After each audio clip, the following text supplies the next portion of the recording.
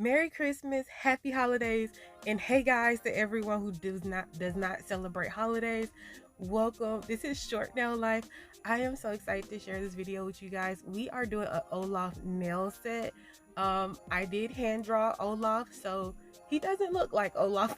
I'm sure you've seen the thumbnail, but yes, he does not look like Olaf. So we're just gonna jump right in. You saw on the ring finger, I already put just a regular top coat because I'm going to chrome it. And then on this nail, I'm just using some builder gel, and then I'll use a piece of saran wrap, and I'm just trying to do that icicle nail trend.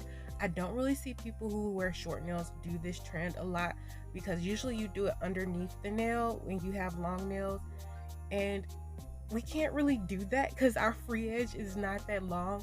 So it makes more sense to me to do it inside the nail like this. And if you want to make it more subtle, I would say use more of a white powder or chrome powder to make this more neutral or subtle, because I know sometimes the blue can be a little bit loud, and you do need to use a chrome powder to keep that icicle effect, because if you don't, it's just with the clear on top of clear, it's just all going to fade back together, if that makes sense. So yeah, you have to use a chrome powder to keep that effect. And so that's why I'm just chroming everything up right now.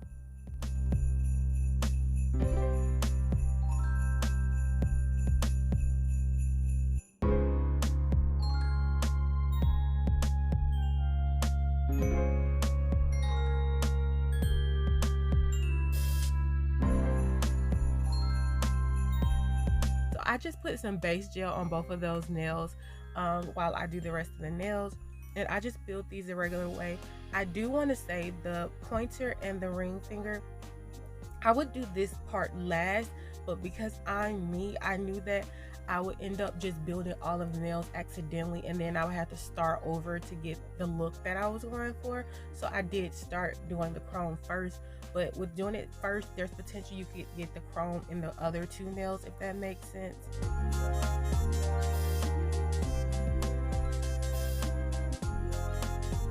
And also, I actually did end up putting this on the wrong nails now that I'm thinking about it.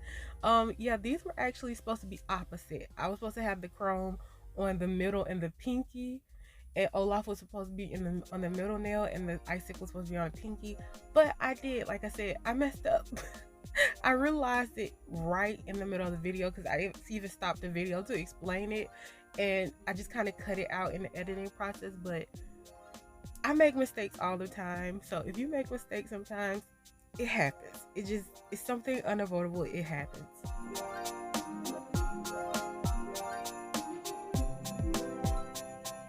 And as you can hear, I am a lot better. I still have a little bit of my voice kind of gone. It's not 100% back, but I am feeling so much better. So thank you to everyone who has been leaving such nice and positive comments. I really appreciate it. Thank you so much.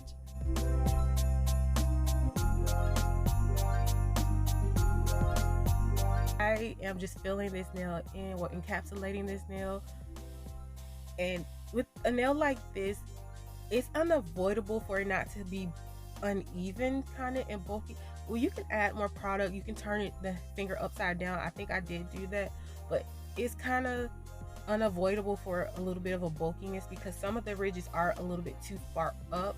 You could have, instead of using like the builder gel like I did, you could have did a top coat or something like that, but I wasn't thinking. But it all turned out, it files down easily, so I'm not upset about anything.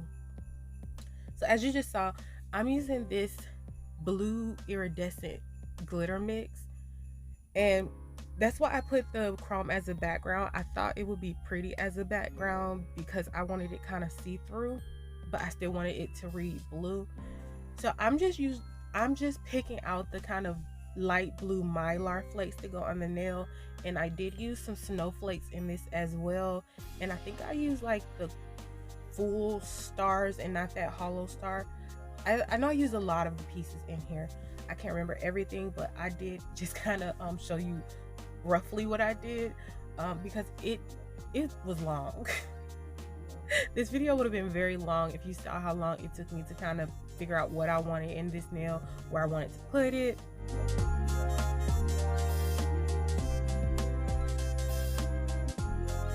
So now I'm just encapsulating this nail, as you can see. And again, some of these pieces are very chunky, so you might have to file them or cut them out before you encapsulate it, but it also files very nicely. So right now I'm just showing you this candle holder. I believe this is a candle holder that I got from Dollar Tree, and I thought it made a nice handstand. And this is just a tip for anybody who is creating content and you need something. And I also got this from Dollar Tree as well. They had one white and one red in one Dollar Tree I went to.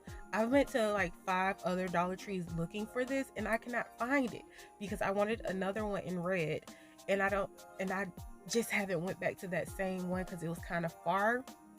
So if you see it, as you can see, together they make this nice little setup. I was just letting you see, and for $2.50, it's a steal. And if you like my background, it's just a poster paper from Joann's. It was $1.99, so $2. So I'm just trying to give some tips for if you're trying to create content. Back to what I'm doing, I am just putting base coat on all the nails. I filed and shaped off camera as per usual, and now I'm going to take this very baby blue color from Beetles. I got this from Amazon in their Christmas kit.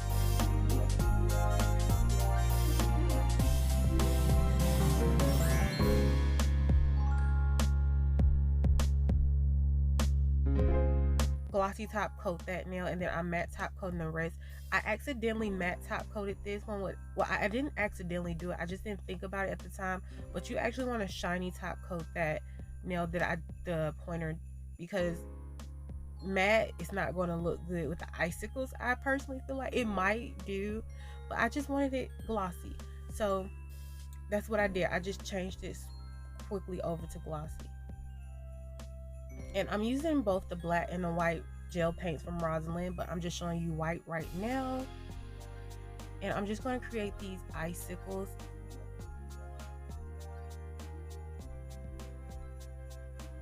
And this is kind of easy to do.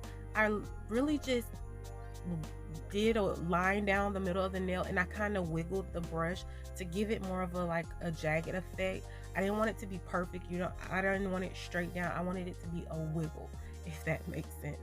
And then at the top I connected them with like little loops, as you can see, and then I just filled this rest of it in off camera. So now I'm just kind of perfecting my little wiggle icicles. And all of this is going to stay wet. You guys know if you're sugaring, you want to make sure that your product is wet to sugar on top of.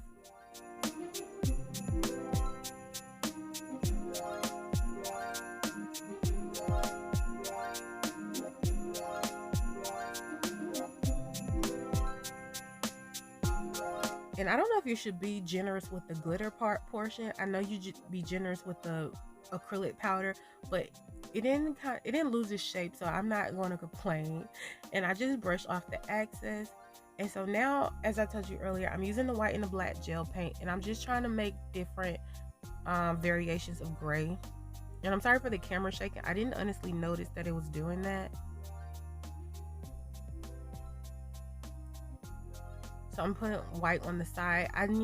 What I'm really going to do is kind of make 3 shades of gray. I'm going to do this very dark gray to all the way up to a very light gray for Olaf's body and face. And you could also make Olaf white, but in my mind it didn't make sense because I didn't realize I was going to do a background for his teeth and his eyes, if that makes sense. So if I were to do white and it had white eyeballs, it didn't make sense. But yeah, on the white eyeballs I did add like a black line to the side. So if I were made him white, I guess I could have did the whole eye, had an outline of like black, and then put the white eyeballs inside, if that makes sense to you guys. So right now I'm just drawing his hair, which was kind of easy to do. And Olaf does look like a struggle bus Olaf, unfortunately. I'm not a hand drawer, so a lot of this I do end up doing off camera because it's like I could not get it together while I was filming. Like his eyebrows, like you just see, I did his eyebrows and his eyes off camera. So this is what I mean. If I were to make Olaf white and had these white eyeballs as well, it would all blend in together. You wouldn't have seen the eyeballs. I hope that makes sense. And so I did outline just one side of his eyes because I have a reference picture. That's what I'm going off of. Unfortunately, I don't know how I got this shape, but I'm trying. And at the end, I just kept Olaf like this because I was proud. Like, he didn't look like Olaf, but I was proud because it at least looked like a snowman to me.